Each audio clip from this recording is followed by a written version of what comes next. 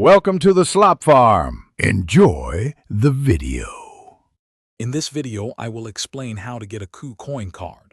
First, ensure you reside in the European Economic Area and have a fully verified KuCoin account.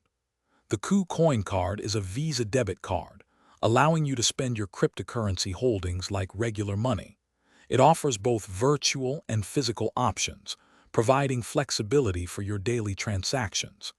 This card simplifies using digital assets in the real world. To begin, navigate to the KuCard section on the KuCoin website or mobile application. You will then choose your preferred card type.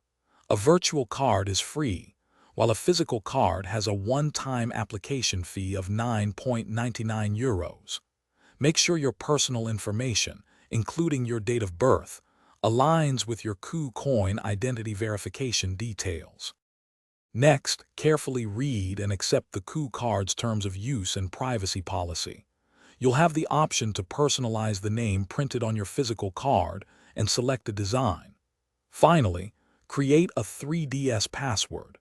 This password is crucial for verifying your online payments, adding an extra layer of security to your transactions. The KuCoin card offers fantastic benefits.